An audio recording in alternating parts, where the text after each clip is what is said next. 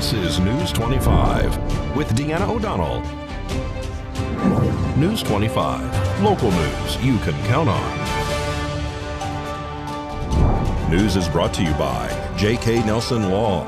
Give them a call, 727-9900. News is also brought to you by Desert View Hospital. You can count on us. Welcome to News 25 here on KPVM TV and Ace Country Radio. Today is Wednesday, September 21st. Well, thankfully, both drivers walked away from a fiery crash late last night on U.S. Highway 95. This offset head-on collision was a result of a driver falling asleep at the wheel. Just before midnight last night, we were dispatched part of a task force assignment, which means that there was apparatus from 3 separate departments. Beatty, Ambergosa, and Prompt Fire Rescue responded to the report of a 2-vehicle accident, significant damage between a pickup truck and a semi. The initial reports were the semi truck was afire, and also that the other vehicle involved was split in half. So it appeared to be a significant issue. The task force assignment was dispatched. Apparatus responded. Ambergosa's local. Ambergosa Fire Chief arrived to find the semi-truck, in fact, fully involved. Well, mostly involved. The tractor part was fully involved, and it extended to the box trailer, and the first half of that trailer was compromised by the fire. The impact and the fire had caused that trailer to pretty much kind of fold almost in a third. So the rear of it was off the ground to a certain degree. The other vehicle, which was separated by about 40 to 50 yards with a significant debris field between the two, was found with significant damage that most people would think that someone wouldn't have survived that type of collision. In fact, in both cases, the drivers of each vehicle were mostly uninjured. They didn't require to be extricated, and they were assessed by Beatty ALS, which is Advanced Life Support, and we stood down anything else that we needed out there. Ambergosa took care of the fire suppression and incident command. My responsibility was pretty much the investigation, just make sure from a DEM perspective that there was no hazardous material stored on that truck. And Beatty handled the EMS aspect. So overall, everyone did a great job. And the outcome is really what's important, and is the fact that there was no serious injuries. Potentially one of the drivers may have fallen asleep, crossed over the center line, and then impacted the other vehicle. And in doing so, the impact wasn't a direct head-on, but it was an offset head-on, which is probably what saved both their lives. There's usually a manifest that's maintained by the driver in the cab of the truck. That manifest describes the nature of the materials. It doesn't describe each package, but it describes the nature of the materials.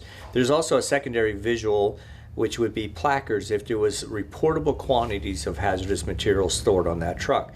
It does not capture non-reportable quantities of hazardous materials, so we still have to be very careful. But in this case, because the cab was so well involved in fire, we had not a manifest to reference.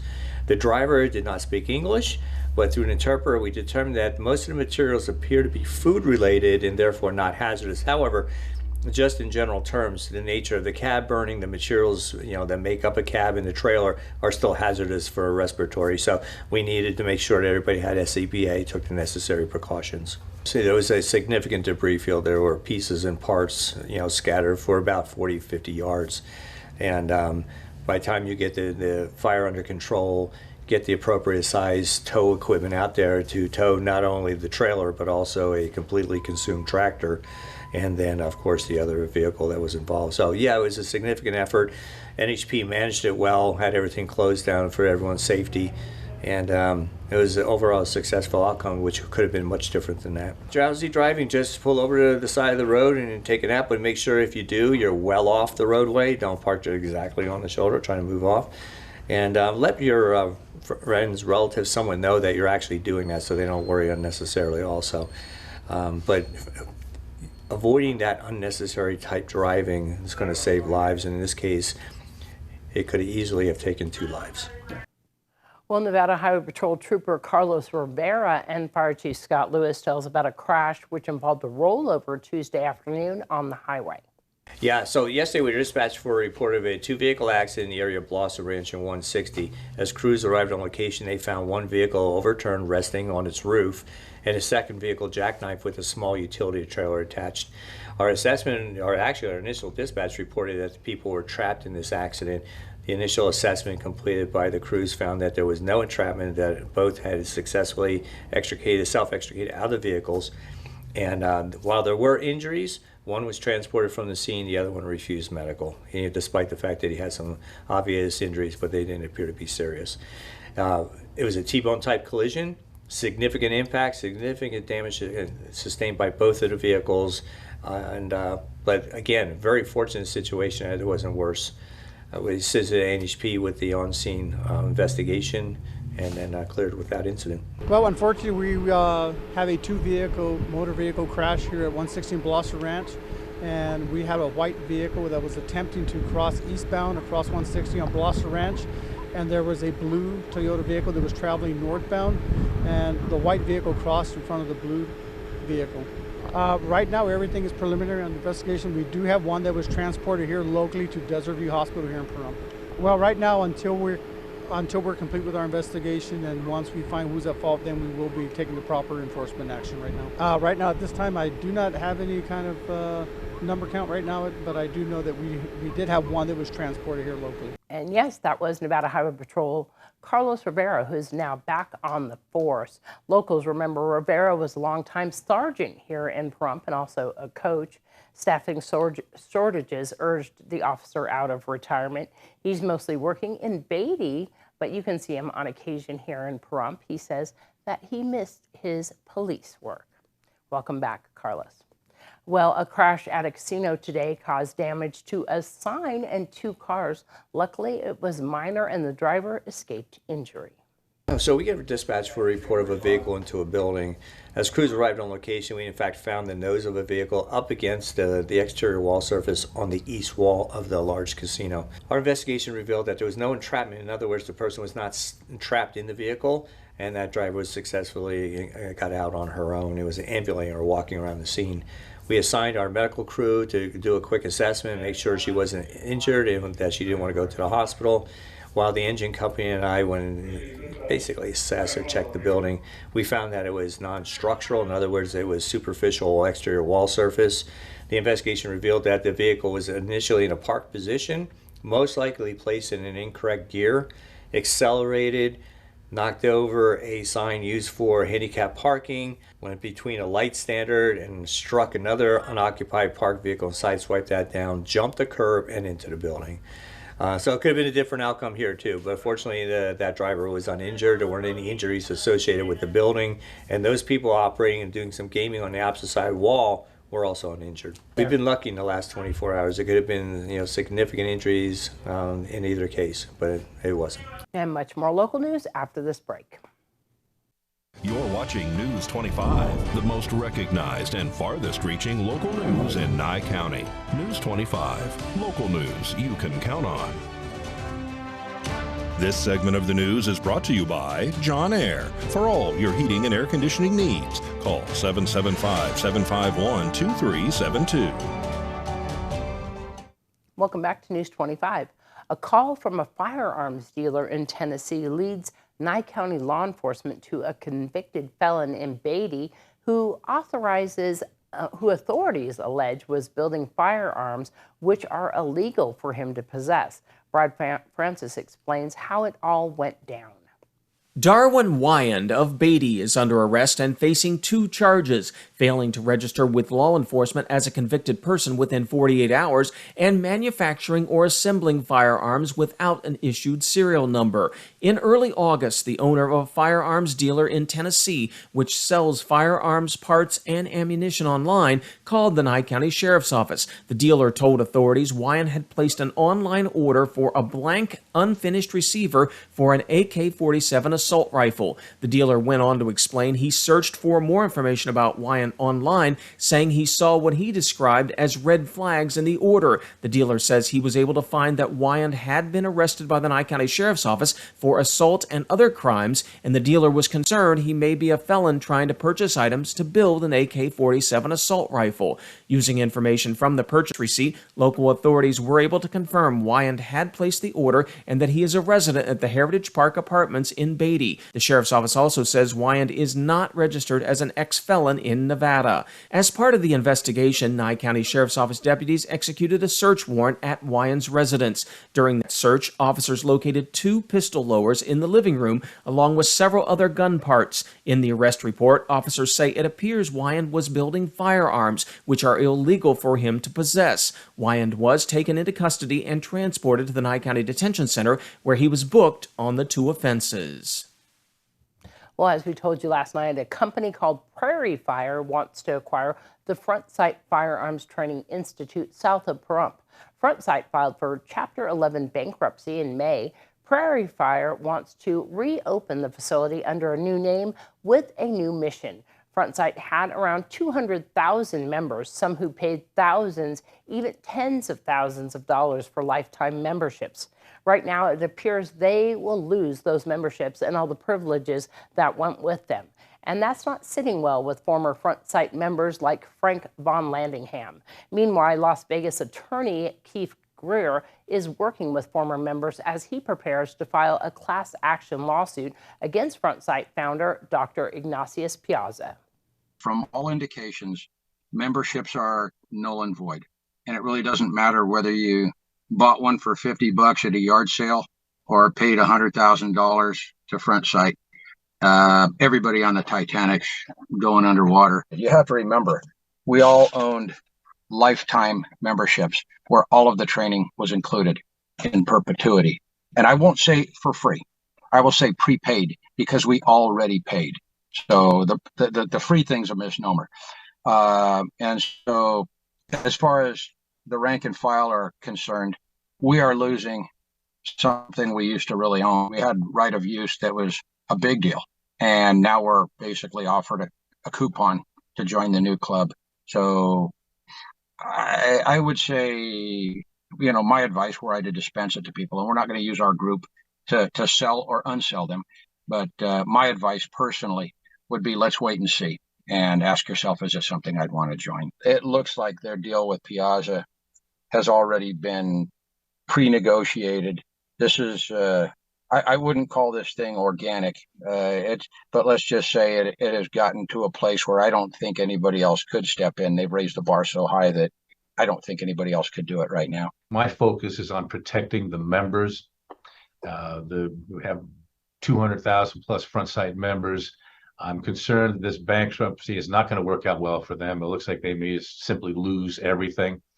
And that just doesn't sit right when we see Ignatius Piazza diverting tens of millions of dollars away from Front Sight, which should have been used in building the facility out like he promised all of the members that were paying him the money to do so. We want to make sure that the bankruptcy court doesn't let him get off personally for what he's done to all these members. This is going to be a chance for him to, potentially avoid liability to all the members that he's wronged over the years. But we're watching it closely, and we will do our best to make sure he doesn't get away with it. It looks like Front Sight will remain an ongoing concern, a viable business. It will be a different business model, a different business plan.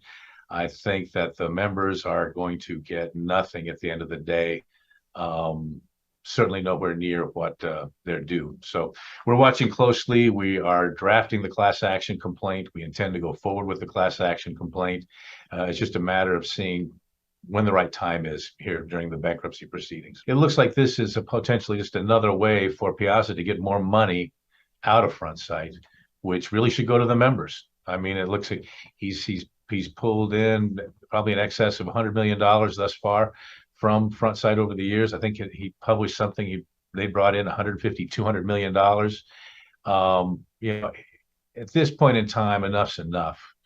He needs to stop diverting money away from Front Sight, and the members need to go after him to get the money that he stole. Bottom line, if Ignatius Piazza thinks he's going to be able to run off to Texas and keep his $100+ million that he stole from Front Sight members by lying to them over the course of 20 years, he's wrong. Not going to happen. All right. Well, if you are a Front Sight member who is interested in joining the class action lawsuit against Dr. Ignatius Piazza, you can contact attorney Keith Greer. That number is 1-800-366-8529. That's 1-800-366-8529. You can also learn more on Facebook, where Frank Von Landingham is created a group focused on helping Front Sight members. Just search for Front Sight Lawsuit. We'll return with more news right after this break. You're watching News 25, brought to you by Mountain West Lawyer, Injury Attorneys, 727-9500. Also brought to you by Silver State Health. Visit silverstatehealth.org or call 702-471-0420 for an appointment.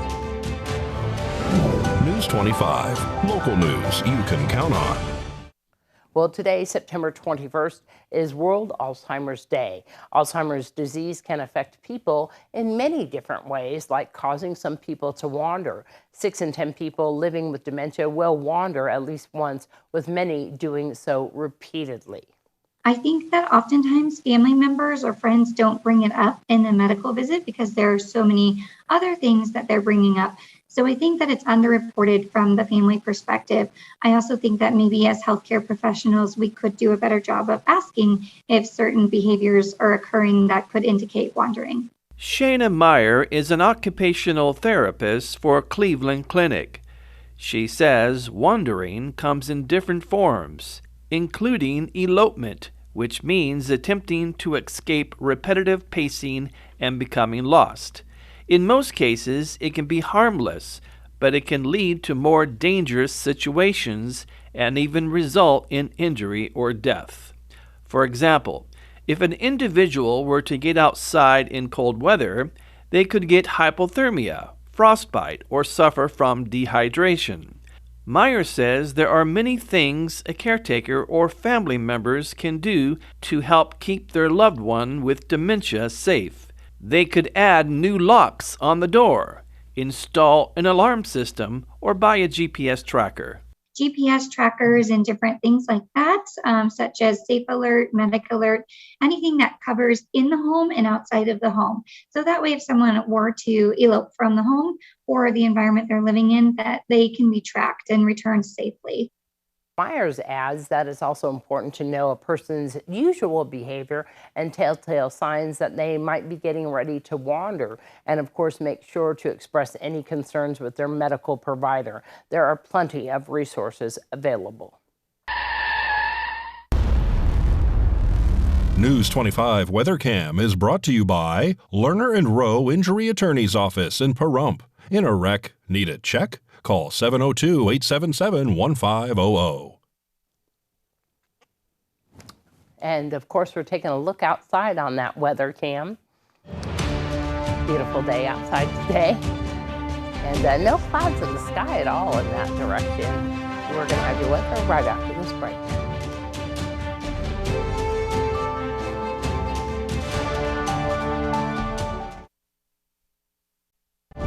News 25 weather is brought to you by Dairy Council of Nevada. The splash of cream in your coffee, the dollop of sour cream on your burrito, the melted toasty cheese on your pizza. Undeniably delicious, undeniably dairy. Enjoy what's real. Hi, good evening, Nevada. It's John Kohler from the KPVM Channel 25 Weather Studios. Lovely to see you on a Wednesday evening and a beautiful fall weather map as we approach Fall Fest this weekend. Oh, it's going to be so good. But look at this. Fernley, Fallon, Carson City, all in the mid-60s. Carson City, 62 degrees. You're the cool spot in the state today. Congratulations. Out in Tonopah, it was 70. Goldfield followed closely at 71. 82 degrees out in Beatty as the race really heats up. And we head south to Amargosa at 87 degrees. But Las Vegas, he came in first. There you go. Hot Spot Award, Las Vegas, 89 degrees this afternoon. Death Valley, 98 degrees. Downright pleasant in Death Valley. Here in the Paradise of Pahrump, let's take a look. 84 degrees. That's our current temperature. We saw as much as 86 a little bit earlier. South-southwesterly winds plaguing and bedeviling us this afternoon to the tune of 15 miles per hour. That was all right. Sun rose this morning at 6:31. I like that part. Sun setting this evening at 6:42. Seems awful early as we approach fall. Low tonight, about 58 degrees, making my pool water might tepid. Not a fan, but as we head on into the week, it's going to be gorgeous. Look at this. Sunshine, 7 days of it, all in a row. Man, the winds pleasantly under 10 miles per hour for most of the next 7 days. Looks like it kicks up a little bit on Wednesday, but those temperatures are starting to kick up too for the Indian summer. We've got the temperatures going to be hovering right around 97 degrees for 3 days, Sunday, Monday, Tuesday. Going to be a gorgeous weekend and pretty pleasant coming on here. So it was sliding into fall. We're sliding in a good direction, I think. All right, back to the desk. Here's Deanna. Well, you know, remote area medical is coming up, and if you haven't found out about what that is, it is amazing. Free dental, vision, medical, mental health clinic. It's happening Saturday, October 1st, Sunday, October 2nd. It's all happening right there at the Pathways building, right on the Front Valley High School campus. Of course, they're going to be doing everything from dental, vision, medical, mental health, and women's health. If you want to volunteer, of course, you should get in touch with them. For more information, 775-727-9970. You can still volunteer. If you're a medical professional, of course, they can still squeeze you in. You are so needed, and it is such a great thing that Remote Area Medical comes in and does this, and especially Night Communities Coalition and Ryan Muccio himself putting this on and having this for us every year. You need to line up early, find out more about it. Of course, you can look on our KPVM Facebook page. We just are posting about Remote Area Medical. You know, the Front Fall Festival starts tomorrow night at 5:30 p.m. right there in Petrick Park. We hope to see you down there. The parade's on Saturday morning, and it's going to be lots of fun. KPVM TV will be, of course, airing that parade. It's going to be on Highway 160 from Dandelion all the way down to Petrick Park. That starts at 9 a.m. Get there early. And then, of course, all weekend long, the rodeo and carnival. And, of course, we have posted all about what's going on with the Front Fall Festival on our Facebook page as well. We want to say a very special happy birthday to our own stringer out there, Eddie O'Brien. He turned 30 today, and Eddie is such a important part of our team here. He goes out and films for us when we are just strapped, and we're just calling him at the last minute notice, asking if he can film for us and if he can take pictures. And he is the one that also puts on the fireworks show every year with Zambelli Fireworks, and he does a great job. And of course, you saw that he helped out over the weekend as a first responder helping out a motorcyclist. So happy birthday, Eddie O'Brien. Well, that's going to wrap up this edition of News 25. I'm Deanna O'Donnell. Have a great night. We'll see you back here tomorrow.